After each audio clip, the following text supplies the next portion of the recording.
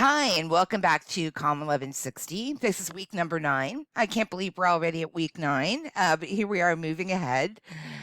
We really are moving into the sort of last part of the term and the last part of the course.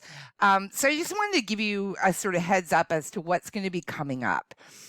So over the next few weeks, we're going to be preparing to write an essay that's going to be based on your topic choice for the research file.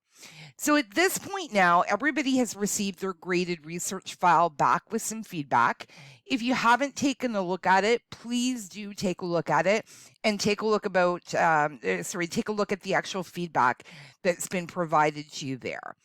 The way I approach essay writing is to cover it in chunks. Okay, so we're going to look at various chunks of the process and we're going to stop at various points and do various activities.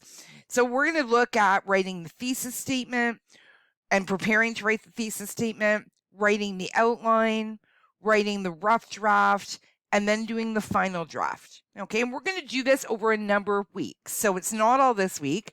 This week, we're just going to cover the thesis statement and the outline. And you will have an assignment, which will be an outline for your actual paper that's going to be due by March the 21st at midnight.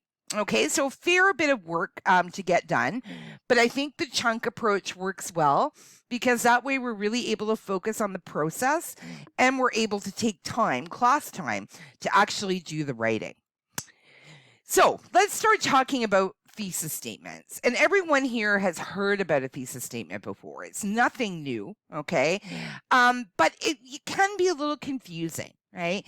And especially you're moving into a new mode of writing. So you're doing healthcare writing or scientific writing. That is sort of a whole different animal from other types of essay writing that you may have done in the past. Thesis statements truly are the heart of your paper. Okay, so it's the absolute focal point of what it is that you're doing in the longer paper. And it's not as difficult as it seems to come up with one. Okay, I know that when I was first starting to write, when I was in high school, and even my first couple of years of post-secondary, I really struggled with the concept of what a thesis statement was. And I would turn in papers, and sometimes I'd be told I had an excellent thesis statement, and other times I'd turn in another paper and be told that I didn't have a thesis statement. And I never really knew what I was doing. I was sort of shooting in the dark. But the good news is that thesis statements are actually not as difficult as they seem, okay?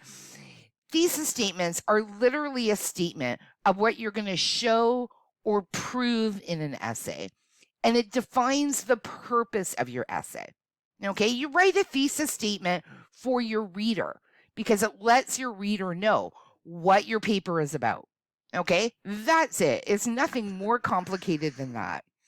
Thesis statements, obviously, from the reading that you've done to prepare for this week, are used in an essay introduction, and they should always be your first step, okay? So whenever you're sitting down to write, whether it's an essay exam or an essay or a report that you're being asked to write in another class, your very first, okay, thing should be to come up with a thesis statement.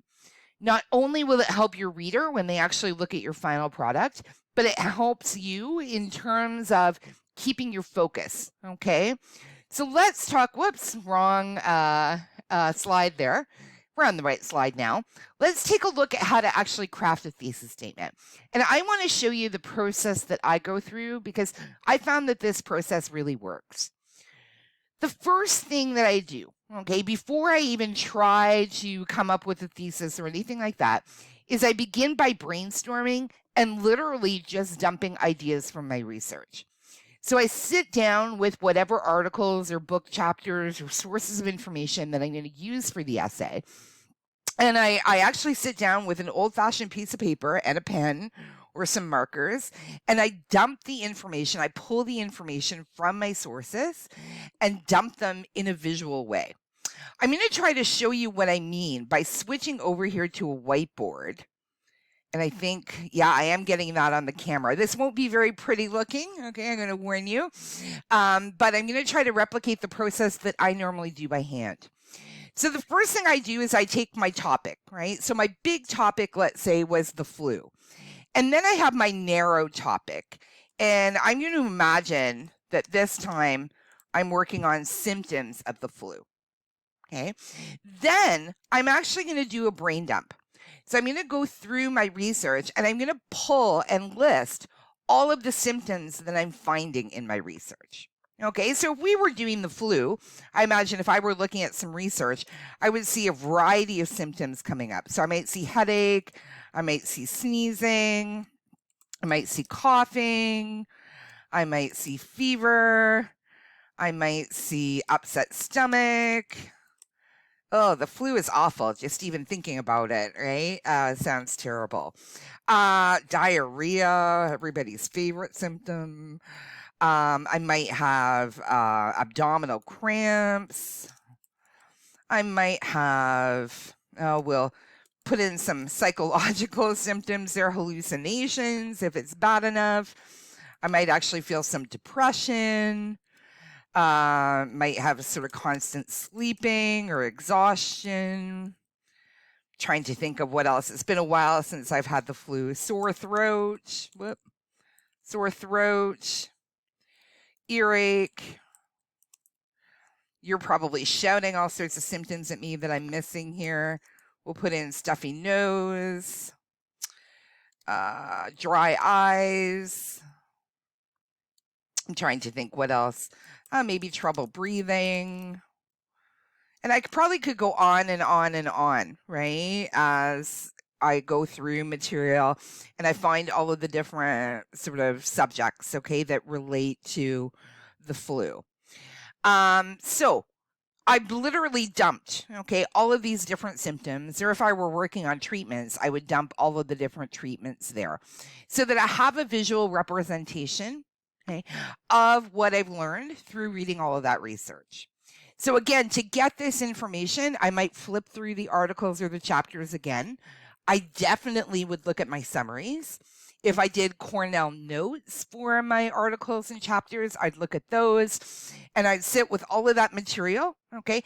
And then, just like I've done on the screen, literally dump that information, okay? And I'm not going to worry about like where I put it on the page or anything like that. I'm just going to throw it all out there so that I can actually see everything on paper or on the screen, okay? Then my next step, I'm going to go back to the PowerPoint here. My next step is to take a look at what I brainstormed or what I've dumped on the page, and I want to establish some categories or some patterns within that information. Because essays really are all about pattern and presenting the way that things connect with one another.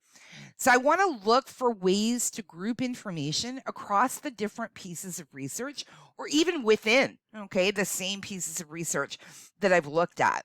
So I'm going to go back to my visual and I'm going to take a look at it and I'm going to ask myself the question, how can I connect some of these symptoms? Okay, so I'm going to take a look and I'm going to see how can I put some things together. So I'm going to put earache, headache, sore throat, stuffy nose, sneezing, okay, all of these things together because they all connect with the ear, nose, and throat symptoms. Okay, so I could put those, and when I'm actually working on paper, I sort of circle and draw some lines and connect. But I'm going to call those ear, nose, and throat symptoms. Okay, so that's one category that I found. And then I'm going to go back and I'm going to take a look and I'm going to say, okay, coughing, trouble breathing. Okay, these are other things that I could group together, right? And those are respiratory issues. So another category would be respiratory symptoms. And then I'm going to take a look and I'm going to say, okay, are there other things that I can connect? So upset stomach and abdominal cramps and diarrhea. Okay, I even hate saying that word. Oh. But all of those things, okay, are gastrointestinal issues, right? Things that go wrong with your gut when you have the flu. So I'm going to call those GI symptoms.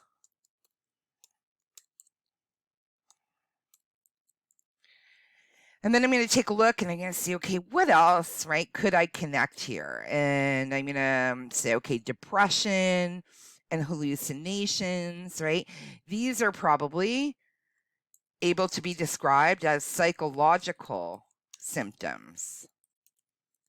Now, I am going to end up with some outliers, okay? Some things that don't necessarily fit in. So, for example, the constant sleeping and exhaustion, I don't really see a way I can get that into one of my patterns, and that's okay. All right, I don't need to. There's going to be some outliers that you can't fit into categories, but there will be other ways, okay, that you can actually find connections.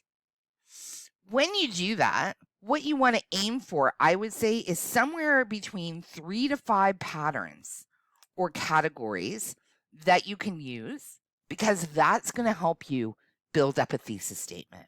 Okay, this is where the magic happens. So I've identified for the flu ear, nose, and throat symptoms, respiratory symptoms, GI symptoms, and psychological symptoms. And I have proof or information about all of these things in the research that I found.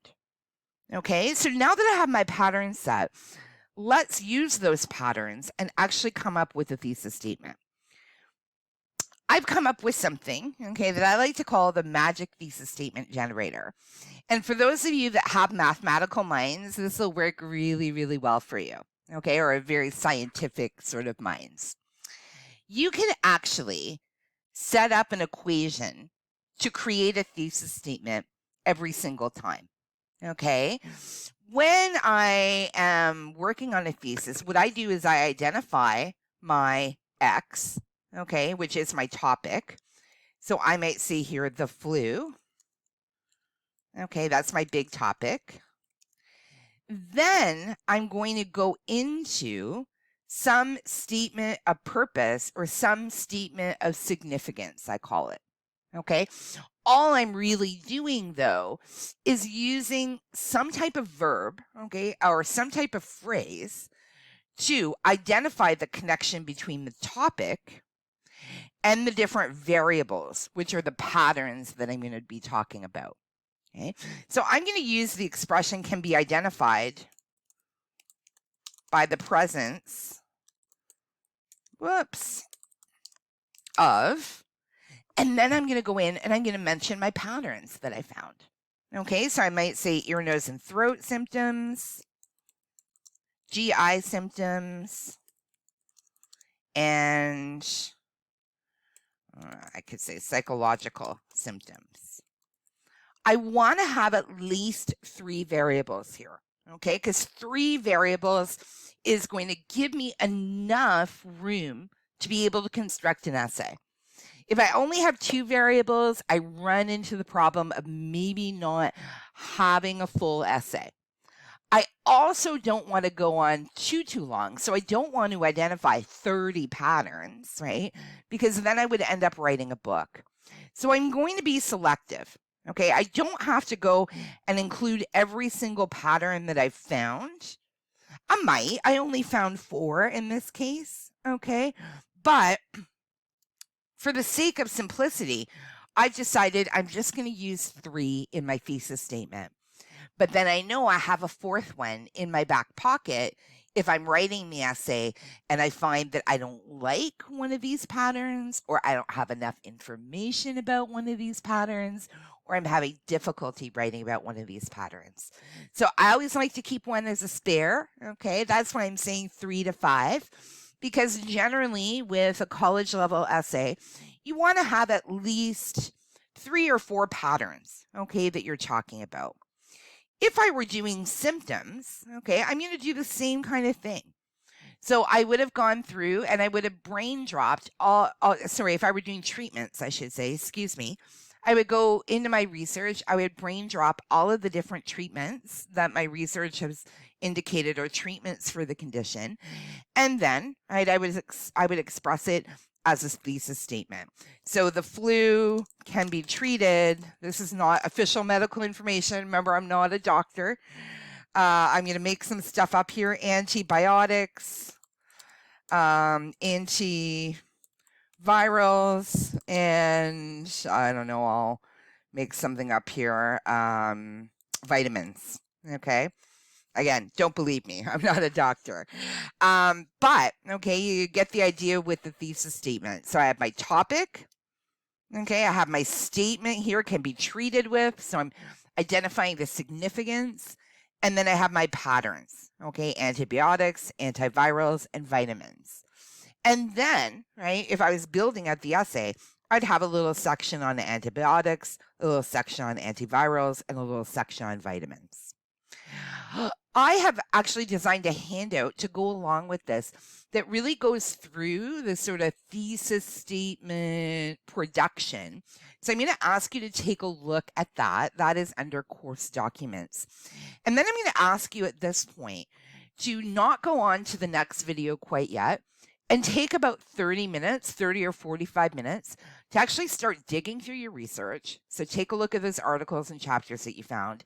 Take a look at your summaries, take a look at Cornell notes if you did them, and map out your ideas. Find some patterns or some categories, some ways to connect those ideas, and then draft a basic thesis statement.